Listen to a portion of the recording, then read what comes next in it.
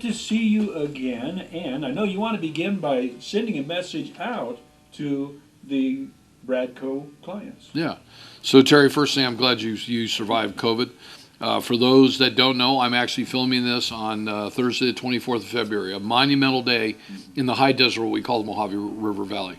As an introduction, my name is Joseph W. Brady. I'm proud to be the president of Joseph W. Brady, Inc., DBA the Bradco Companies. We believe we are the longest standing full-service commercial brokerage firm servicing the entire high desert region. We service Adelanto, Apple Valley, Barstow, Hesperia, and Victorville. We cover about 3,000 square miles. I've been doing business out here for 36 years. I've lived out here for 34 years. My wife, Deborah Brady, and I met out here 34 years ago. We've been married 25 years and been together the entire time. I moved from Santa Barbara, California in 1988, May 13th of 1988, where I had started my career for 9 years. Today is, again, a very monumental day. It's a day that we're kicking off the Silverwood Master Plan Community, a project that was called Las Flores Ranch. It was called Tapestry, a project that 40 plus years ago, a little credit card company by the name of American Express, a company called Balcor, we're all investors in. Through a series of different ownerships, one of them was a long-time friend of mine, Mark Eagleton, who unfortunately died about 7 years ago. John Ohanian, his partners with Terra Verde, his partners with DMB Development out of Scottsdale, one of the largest master plan community developers in the country. We'll do a soft groundbreaking this afternoon at 3:30, and I am absolutely excited. I'm excited for a couple reasons. It's a 9,633 acre property. It's gone through a specific plan process twice. They've resolved all their environmental issues with all the environmental groups, including the Center of Biodiversity. It will encompass 15,633 homes. They will initially grade starting sometime here this week. About 10 million cubic yards of dirt. They'll prepare 2,104 lots. They'll actually fully improve probably 500 to 600 of those lots. They hope to have the model home complex built and marketed by 6 national home builders on Super Bowl Sunday of 2024. So it'll be 2 years, Terry, from the day that my LA Rams decisively won. It wasn't a decisive game, but they won. So why is this so important? Today, Russia, Mr. Putin, who I don't think is a real smart guy, but God knows, invaded Ukraine. I've had calls from people today saying, "Joe, are you concerned about it?" I'm concerned. I'm more concerned about the price of gas for those 90,000 people that go up and down the hill. Yes, am I concerned about the 7.5% inflation that we're currently feeling, which really is about 15%, because, Terry, I don't know if you know this, the new way of calculating numbers, they don't in the inflationary numbers keep in energy prices or real estate prices. Okay, so those people I'm absolutely concerned about. But am I concerned about where the high desert of the Mojave River Valley is going tomorrow? No. One of my closest friends called me this morning. They were very concerned about the Russian issue. And I said to them, what Putin and people like Putin, who are very bad people, want to do is they want to scare Americans so that there's a hysteria. The stock market's going to go back and forth. I mean, if we remember back in COVID, it dropped 20% pretty quickly. Cost a lot of us a lot of money, and it came back. I think that, when we now take a look, so in 34 years, Terry, I've gone through 2 really deep recessions.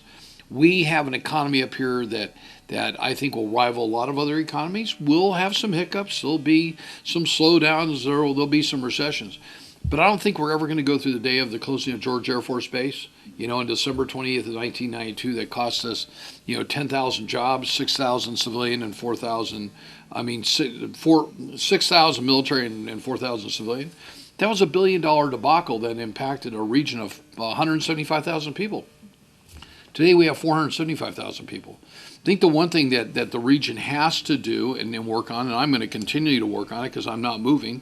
For some that see this video, you may hear from some of my competitors, I'm moving to Prescott, Arizona. Let me be clear. I'm building a very nice house in Prescott, Arizona for my wife. We've worked very hard. It's our second home, and like a lot of people have, they like to travel in a motorhome or a Winnebago. We're building a second home, and that's in Prescott, Arizona. So I'm not leaving the high desert. I'm very committed. I'm also a trustee at Victor Valley Community College, where I've been since February 1 of 2011. I've won 3 elections since. I'm running again in November of this year, and I'll leave the board of trustees at the time I think it's right. But getting back to where the market is, as you drive over the top of the Cajon Pass today, you're going to see a major highway, not widening, but reconstruction job that goes from Oak Hills to Bear Valley Road. That's Vince Bomarino, my friend with Sully Miller. That's a $122 million project. That's a 600 calendar day deal. They're going to totally remove I-15 and rebuild it, and it'll be a 50-year highway from that point forward. You look at the 3 buildings. You look at the brand new building with Modway that Ken Shear and Mark Malikovich and Brandon Gallup with Covington sold to Modway in Exeter. That building is nearly completed. Will be done in April. That's $1,055,000. The second building, the second pad that was graded, that's been sold to Exeter. And the third building, Ken Shear recently told me that they're going to build a spec building. It's going to be 1 million square feet. Rents right now will be about 65 cents a square foot triple net. Okay, compared to the same building down below. If you were to build the same building down below today, you get $1.10 a square foot triple net. So all of a sudden, we're validating the high desert Mojave River Valley as now the next place to go. They're literally, Terry, running out of space down below. The area down below will be fully built out within the next 5 years. The last time we checked last week, an industrial piece of land sold in North Fontana at $92 a square foot. We've seen industrial values in our region with utilities. So I don't want small property owners coming back and saying to their broker, hey, I heard from Joe Brady that, my property went up 400% last year. The real big pieces of property that were never subdivided that people left for a long period of time, those have gone up about 400% in the last year. And those are with utilities and water and sewer close. The entitlement is exciting. As you get off going northbound on I-15 on 395, right now there are nearly 10 buildings being plotted, planned in the environmental impact report stage through CEQA. So between 395 and I-15, where Hesperia is, and it just a great city manager and great council. You'll see 10 buildings plotted out there that I think will reshape that whole west side. The city was smart. They want the industrial stuff to be on the west side. Some great things going on in Victorville with Southern California Logistics Airport. Our friends Dougal Agan and Chris Downey, the 2 partners behind Sterling, and then their lead vice president, Brian Parno, who just recently retired, and our longtime friend Anita Tuckerman, she just retired. They sold out their interest to they sold 3.4 million square feet of buildings in November of last year, 2021, to Ken Shear and Mark Malikovich and their equity partners for $270 million in cash. So just do the math. I think it was a great play. And now you've got Kim Snyder with Prologis. So Prologis is the largest industrial developer in the world, 3 times over from their next competitor down, and they now control all the balance of the entitlements out there. I've recently sat down and had lunch with Kim. Kim is absolutely dialed in. He's got a great team that he's bringing on out here. He wants to be a long-term player out here, and I just see some incredibly exciting stuff. So we skip from Hesperia to kind of Victor will talk about that. Let's talk a little bit about Adelanto. Adelanto's got a very strong industrial park 2 and 3. Part 2 is 160 acres, and Part 3 was 288 acres, and both of it is in the cannabis marijuana zone. They've done very well. They've also got Jimmy Previty with his group. He owns Frontier Homes, but he's also got his industrial H2O group that he's got. They're building some big buildings out there. It's kind of a game changer. And then you've got some development they're looking at, some land investors are coming on the east side of Adelanto. So Adelanto's got some real promise. They've got a big election this year. I know that Mayor Reyes is going to be up for election. Jesse Flores is their city manager. So I think you've got people who are going to be jockeying out there, but I think that they're getting it. And right in the far literally eastern portion at the southeast corner of Air Expressway and 395 or Adelanto Road and Air Expressway. Dave Maliski, he's out in Southern California. He bought 396 acres 7 years ago from Prologis that was entitled for 7 million feet. He just picked up 110 acres. He beat Ken Shear out, and I was the broker on a deal, and I take my hat off to Dave. He did a great job. He paid Mitra Sinani a number that just people are shocked. It's $2.90 a square foot for property that he's able to add on. So he's able to take his basis down a whole bunch. He's a very committed developer. I think he's going to lay out probably 9 1 million square foot buildings out there. So we're going to see just a tremendous amount of development along the 395 corridor. And in talking to Ray Wolf last week, Ray's the executive director of the San Bernardino County Transportation Authority. He used to be executive director of Caltrans. That's when I met him 15 years ago. Just a really good guy. I called him to verify something I'll talk about here in a minute. And he told me that, he said, Joe, we're trying to get a grant through the governor's office to widen 395, and we really need the help of the development community, the city, our elected officials, people like Assemblyman Smitty Smith and his and Dylan Levasowski that works with him. We need Scott Wilk, Senator Scott Wilk, and his staff. So that's going to be really, really important. I'm going to try to maybe have you do a little snippet about that in our next filming. We can kind of get a map of it and send it out to the high desert brokers on that here, so the high desert commercial brokers, so that they can put some political pressure on these elected officials. I don't want to elect anybody to go to I don't want anybody to be elected anymore. I want people to get elected to do things. Okay, I can tell you that I'm part of 5 trustees of the college, and we've done great things, and the proof's in the pudding. I mean, we got a great cheerleader and a great leader in Dr. Walton. So, Apple Valley, I think some really exciting. We see there's been a big movement of land movement around the Apple Valley Airport. Although it needs infrastructure out there, I think that Doug Robertson in Orlando, Osvieto, and Daniel in planning. They're going to be working with the development community to figure out how they can bring infrastructure in, because that's really where our push is. And then farther north, up in Barstow, BNSF has assembled, well over 2,000 acres. We sold 143 acres. We represent Walmart, and we sold 143 to BNSF. We were working with the JLL team out in New York, or actually in New Jersey. So I think each one of the cities, things are happening. Housings come about. You've got some great home builders up here. Legacy, KB, DR Horton. My friend Jerry Coco, he just got a loan. He's got 38 lots that he's going to be developing. LGI's done real well. So you really see the movement of land and how quickly it's being absorbed. And then you've got the Bridle Path project out in Apple Valley. That's a 662-acre property that Strata Investment owns.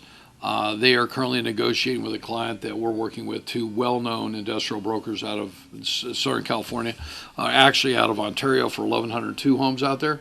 So all of a sudden, Terry, you now see the industrial market is the major push. Residential's coming up behind it. You've got Silverwood over here. You've got the master plan community here. I'm seeing more action now than we have. So the question you asked when we sat down for lunch is, what impact do you think that this Russian issue is going to have? One, I think it's going to, obviously energy prices are going to go sky high. I've got a couple trips, and I don't want to pay $5 or $6 a gallon, but I think that I will.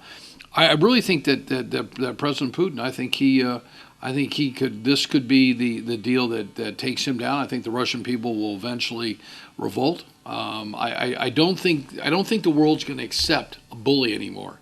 The last time we had a bully, and we had Gaddafi and we had Hitler, I just don't think that we're up for this. So while I don't agree, I just absolutely do not agree with President Biden's foreign policy, which I think he has no foreign policy. And I think that him and, unfortunately, his Democratic friends, I have a lot of Democratic friends, I think they're hurting today, thinking, not only are we going to lose the Senate and Congress, but we probably just hand it over to the presidency pretty quick. This is not good for our country, and it's not good for world peace. And it could have been handled, I think, a different way. So will it hit the stock market? Yeah. But I talked to a group of investors today that we did a major Zoom call with yesterday, and these gentlemen have 14 projects under contract up here right now. They're from West LA. And I asked them, I said, "Are you nervous about this?" They said no. So that tells me that we're in a different place than we were when we closed George Air Force Base. When the night that we invaded Iraq, I was at a Town of Apple Valley meeting. The world just stopped. I remember the day that we had the 9/11 crash. But I think, Terry, that this has been like a movie. Okay, we've known this is going to happen. It's not like December 7th of 1941 when all of a sudden we woke up and we're getting bombed by Japan. So I think people have kind of, in the back of their mind, go, okay, well, that's a war. We don't want to see the war. We don't want to see anything happen to those Ukrainians. One of my very, very close friends, a guy that used to live here, he raised 5 great kids here, Tom Burka. He's from Ukraine. We were texting each other today, and he just said it's sad to see people like this hurt. I mean, you and Tom worked together. I totally forgot. So I see great things for the high desert. I will have little hiccups from time to time. I do believe that we have a new group of investors that are coming in the marketplace that will help reshape leadership up here. I don't believe that we have the leadership within the region that we do. The High Desert Survey that we did, for those that don't know, we did a survey 2.5 years ago to find out what was going wrong up here. We raised $100,000. We had 10 major investors put up the money. I mean, John Ohanian with, at the time it was Tapestry, Randall and Richard Lewis with Lewis Operating, Lewis Retail, Ted Alejandre, San Bernardino County. Terry, I made 10 phone calls and I had no problems because people realized that we had problems up here. And while growth people may forget that we have those issues, the social issues. Those are issues I know that John Ohanian, Randall Lewis, many of them have said, listen, as soon as this happens, let's convene. So we're working on a master list of who we think that the new leadership is. And there might be people that may not like the fact that I will still stay involved. I've been in leadership before. Many of those that are maybe in leadership today weren't around back when we were very active. We helped create 3 economic councils with people like, Robert Lovingood and other people. I'm not going to sit tight while this goes on. And I want to remind everybody, I'm not going anywhere. Building a second house, going to have a lot of fun. I'm 65 years old, and now's the time to help really, I think, cultivate the next group of leaders and help them, create some opportunities. And we've got a couple of those now in the office that we're doing that with. And I think we're going to have some great times ahead. Hopefully this Russian issue will get over. For those I didn't tell, we produce the Bradco I Desert Report. We now do it about every 9 to 10 months. We've done 59 editions. We've printed 300,000 copies. If you would like one, go to thebradcocompanies.com/subscribe. Terry, if you could add that, it'd be great. And we hope you enjoy it. We will be sending this to everybody that we have 1,500 people that receive the newsletter. The one thing we don't do is we don't give speeches and do all that kind of stuff to rile people up to go buy property from us. We really think that's a conflict of interest. If they want to come to us, say great, but I think at this point I find myself in a role of wanting to educate people about the great opportunities out here, and hopefully we can posture the younger generations to be our future leaders, and that's reason that I'm continue to be a trustee at the college with our president Jennifer Tarpley and Brandon Wood and Sharon Pinkerton and Dennis Henderson and my friend and sixth brother John Pinkerton. I think we have a duty to do that, and I'm really kind of enjoying what I'm doing and doing it when I want and how I want it. So God bless everybody and God bless America, and hopefully we'll get out of this Russian issue as soon as possible.